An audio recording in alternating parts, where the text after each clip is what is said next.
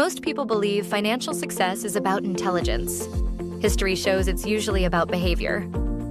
The psychology of money is built around this uncomfortable truth. It explores how emotions, habits, and personal experiences quietly shape money decisions, often more than knowledge or formulas ever do. At its core, it reminds us that wealth is less about what you know and more about how you behave over time. Before we begin, this isn't a lesson, and it isn't advice. It's a way of thinking. Welcome back to the FinDecode. I'm Ira. Let's slow down and decode it. A very highly popular book called The Psychology of Money. There's a truth about money that's so simple, it's almost always overlooked. You won't find it in a complex formula, but you can see it very clearly in the story of two men. On one hand, you have Ronald Read, a lifelong janitor. On the other, Richard Fiscone, a Harvard-educated executive. You'd think their financial stories would be worlds apart. And, well, they were. Just not in the way you'd expect. By the end of his life, the janitor had quietly built an $8 million fortune. The executive? He was bankrupt. It just doesn't make sense, right? How is that even possible? Well, this story points to a really quiet but powerful idea. That true wealth isn't actually what we see. It's a paradox, and it challenges almost everything we're taught to believe about financial success. You see, the difference between these two men wasn't their education or their salary, it was simply their behavior. This quote really frames the whole idea perfectly. Financial success is not a hard science.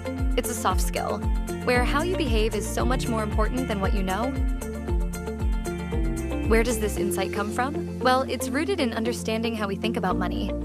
It suggests that our financial outcomes have less to do with what we know and everything to do with how we act, especially during times of greed and fear. It is a deeply psychological game. The gap between these two wasn't about knowledge, it was all about temperament. Ronald Read was just patient and humble. He quietly saved and invested decade after decade. Richard Fiscone, on the other hand, was driven by greed and the need to keep up, and he took huge risks to fuel a lifestyle he just couldn't sustain. In the end, that was the only difference that really mattered. So this leads us to the core insight here. If behavior is the key, then one behavior stands above pretty much everything else: your ability to control your spending. Your savings rate is probably the most powerful financial lever you'll ever have. You can almost think of the real wealth equation like this. It's not just your income minus your spending, it's your income minus your ego.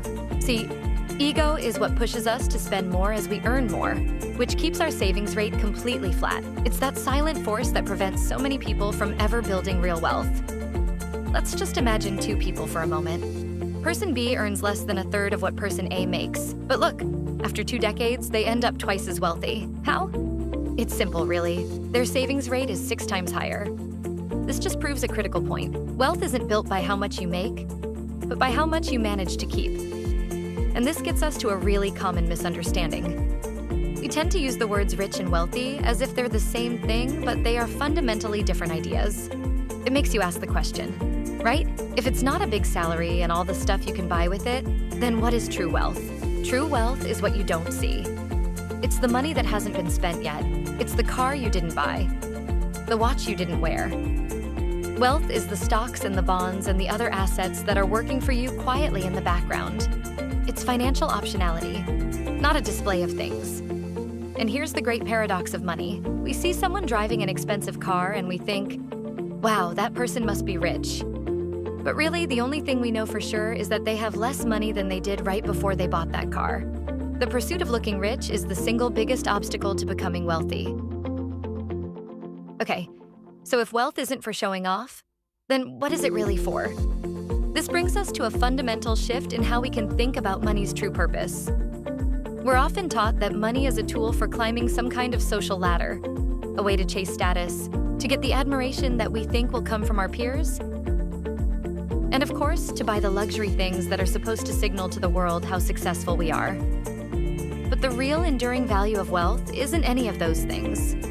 It's the one thing that can't be easily bought or displayed: freedom. The ability to control your own life, the choice to do what you want, when you want, with who you want. And that is the final idea to hold on to. The ultimate return on your savings isn't a number on a spreadsheet. It's the ability to wake up in the morning and say, I can do whatever I want today. That control, that autonomy, That is the highest dividend money will ever pay. That's our decode for today. Thank you for listening. We decode mental models, company earnings, and timeless ideas every week. If found this useful, please like the video and subscribe for more.